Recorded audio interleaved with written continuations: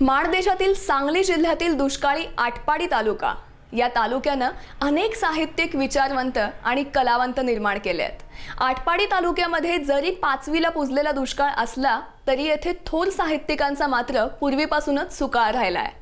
साहित्य सम्राट ग.दी. माडगुळकर, व्यंकटेश माडगुळकर, शंकरराव खरात, नास इनामदार, प्राध्यापक अरुण कांबळे, शांताबाई कांबळे, नानासाहेब झोडगे ही साहित्य परंपरा खूप मोठी आहे। ग.दी. माडगुळकर, व्यंकटेश तात्या माडगुळकर आणि म.गो. पाठक यांच्यामुळे मादेशातील कलावंताचं नाव चित्रपट दुनियेमध्ये आदरानं घेण्यात येऊ लागलं। या चित्रपटाच्या दुनियेमध्ये सध्या आटपाडी तालुक्यामधील बरीचशी साहित्यिक आणि कलावंत मंडळी ग.दी. माडगुळकरांच्या पावलावर पाऊल ठेवून चित्रपट सृष्टीमध्ये आपली ओळख निर्माण करतायत। त्यातीलच एक नाव लखू उर्फ लखन यमगर, गाव आटपाडी तालुक्यातील बनपुरी।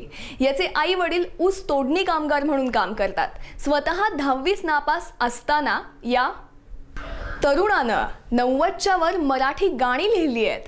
त्यापैकी 9-10 गाण्यांचं रेकॉर्डिंगही केलंय।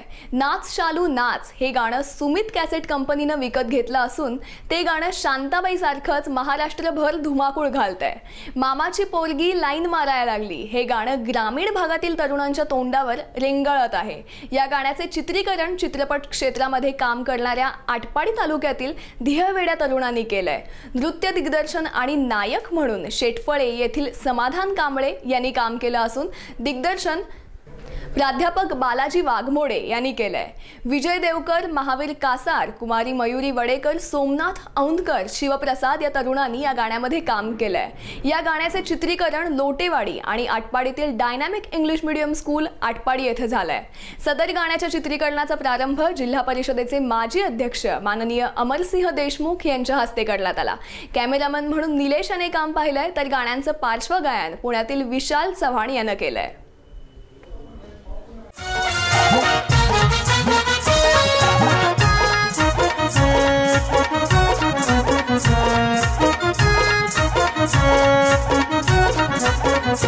अहो अहो मामाची पोरगी माझ्यावरती, मामाची पोरगी माझ्यावरती लाईन मारायला लागली। तावा तावन मामा मामीला तोंडावर मी बोललो।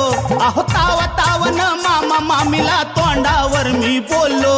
अहो बोललो हे कशाला घालताय पदरात माझ्या अशी ही चमक छल्लो। हे कशाला घालताय पदरात माझ्या अशी ही चमक छल्लो। अहो कशाला घालताय पदरात माझ्या अशी ही चमक छल्लो। अहो कशाला घालताय पदरात माझ्या अशी ही चमक छल्लो। हे कशाला घालताय पदरात माझ्या अशी ही चमक छल्लो।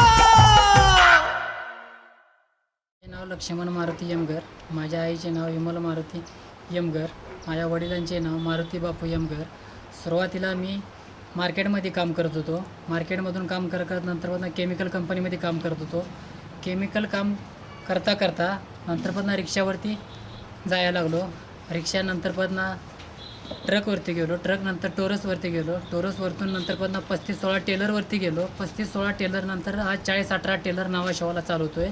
ते करत पहिल्यापासूनच मला दादा कोंडकेच्या गाण्याची खूप आवड होती।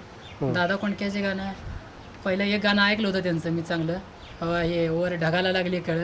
त्याच गाण्याच्या धर्तीवर पहिले एक गाणं बनवलं गेलं आपल्या खेडेगावातल्या एका पद्धतीवरती। नाव सांगावं लागेल का आपल्याला त्या गाण्याचं? बोला बोला। खेडेगावातल्या एका पद्धतीवर गाणं बनवलं गेलं।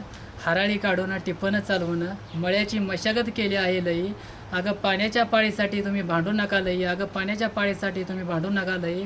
माझ्या उसाचं कांड पेरताना तुमच्या मळ्यामध्ये बाई दंडानं पाणी बराबर जाईल तिथे, हे पहिलं गाणं बनवलं गेलं।